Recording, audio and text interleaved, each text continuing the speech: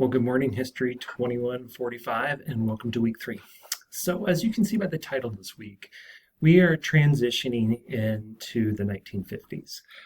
In particular, a lot of our focus this week will be on kind of cultural history and just kind of the connection that particular American culture, that suburban culture, the culture of abundance that develops in the 1950s is really transformational in shaping, quote, that American dream or that days gone by narrative that we hear from, politicians today.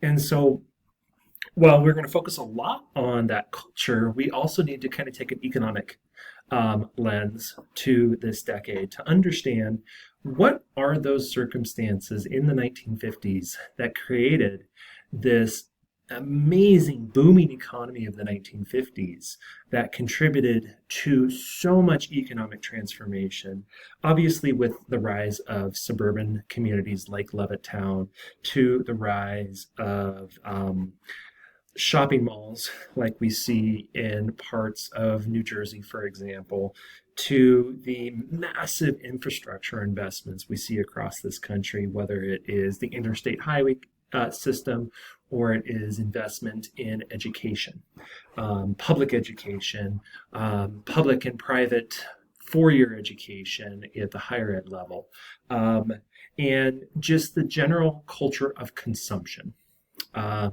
The 1950s is a period that really transformed the American economy into what a few historians call as the consumer's republic, with the sudden drop in unemployment and inflation following the Second World War and that stimulus, we start to see that there is higher wages, more jobs available, disposable income for the first time in a generation.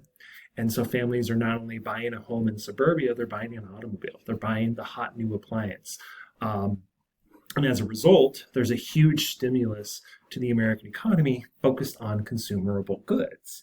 And as a result, right, we see this decade as this culture of abundance.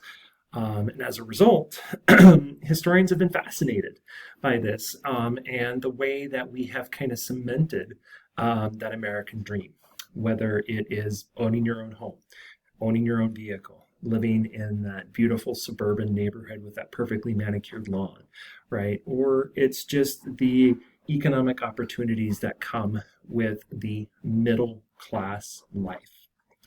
So, with all of that in mind, your reading this week is coming out of chapter 28.3 to 24.4. And then, as always, you have a discussion and quiz this week, and just a recommendation to keep working on that study guide for the exam that will be right around the corner. As always, I'm here if you have questions.